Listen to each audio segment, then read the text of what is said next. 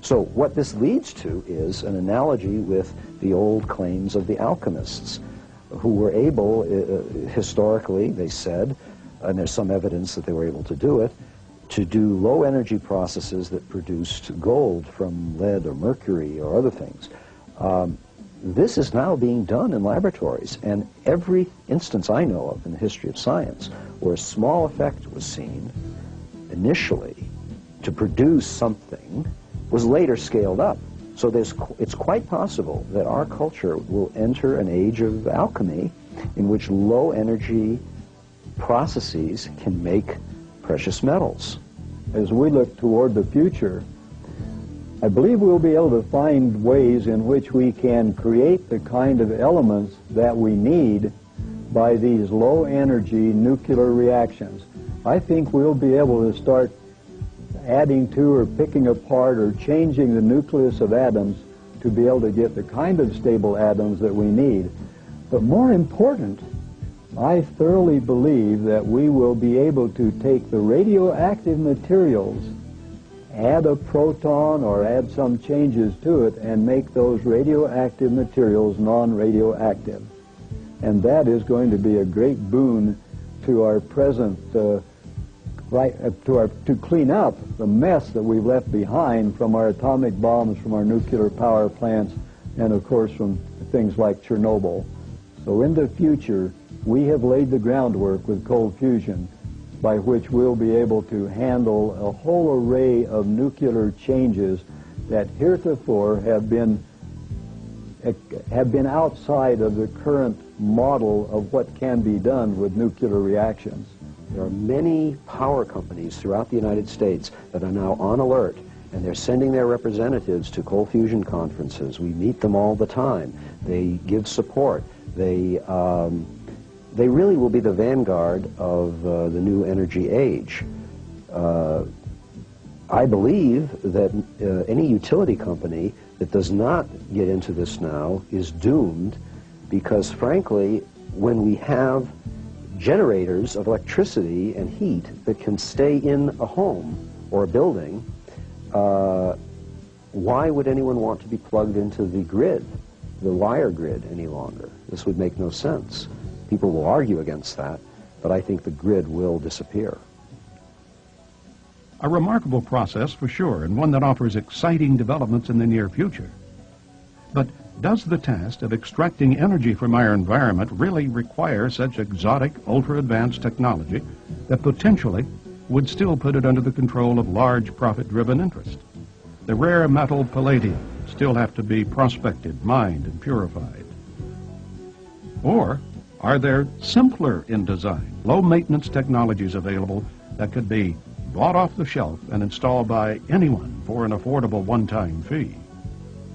We're going to look in depth at several individuals and companies who have been working for years perfecting devices that they claim will do just that.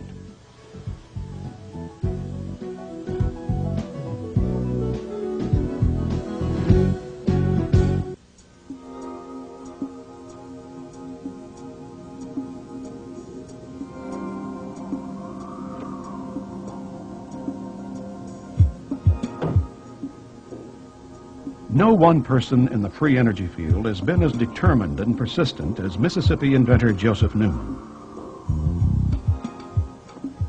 Since the 70s, Newman has been denied U.S. patents repeatedly on his energy machine, even though numerous engineers, scientists, and even congressmen have testified on his behalf.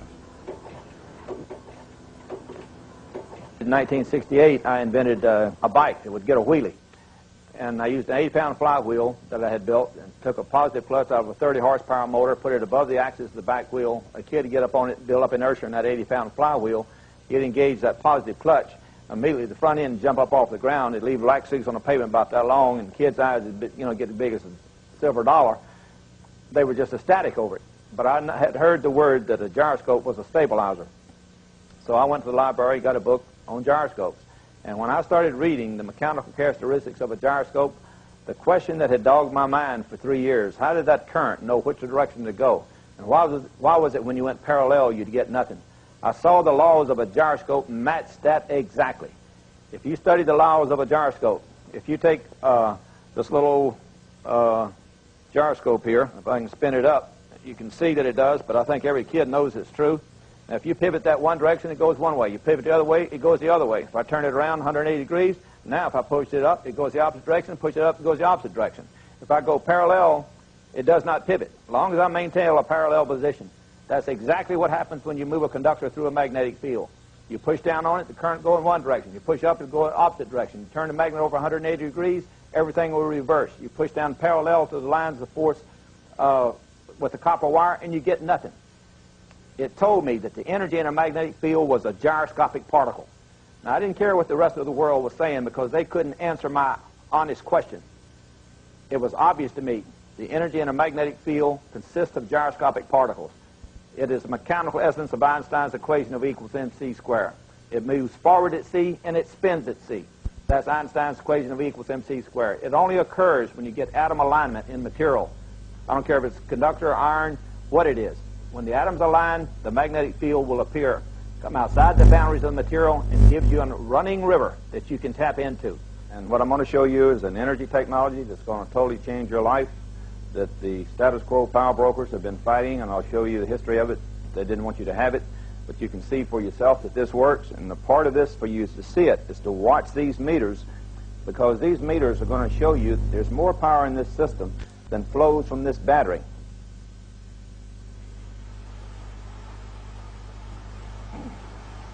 The magnet runs down this shaft from one end to the other.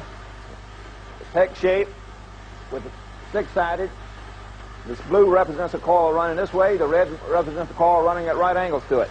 The commutator shows that you break that circuit every 90 degrees. So you fire into one coil, fire into the next coil.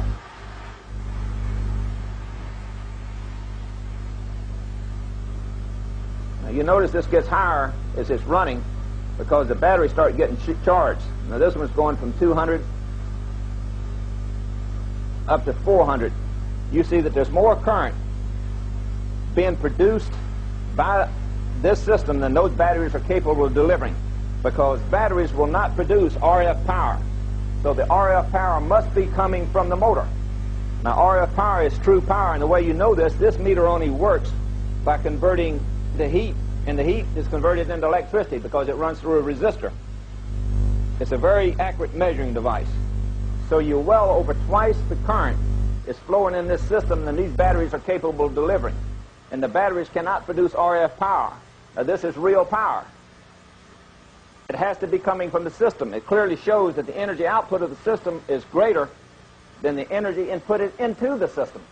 And that's what I've been saying. That's what's more than 30 scientists who came to my home from around the world. Some of them came all the way from England, signed affidavits that the invention worked. The special master to the court, Mr. William Schuyler, who was a former commissioner of patents. He was an electrical engineer. The federal judge chose him, saying his credentials were superb. He looked at those affidavits and gave the men the credit they were due. He said the evidence was overwhelming. The invention worked. There was no contradictory factual evidence, and the patent office had knowingly not followed the formalities of the patent law. To us as an observer, we see everything as motionless. We see objects and they sit still, and everything in the shop sitting still. And so we think that's, to us, again as to the observer, we think the natural state of our planet is non-motion. But when in reality you get down to the basic makeup of the atoms of this material, and you see that the natural state of the universe is motion. The unnatural state is what I have concluded is the lack of motion to the observer, because that's when it forms into something and becomes a solid mass that will be interreacted by other masses sitting close to it that causes it to sit still and not be able to travel because of its attraction. So we come along as the observer and we say the natural state of the planets and the universe is lack of motion.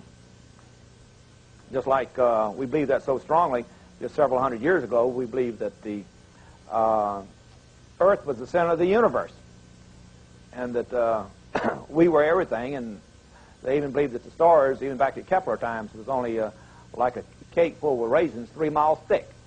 And the stars were little tiny raisins in it. And that was our bias and our prejudice based on what we saw, that everything should centralize around us. And I'm saying now we should open our eyes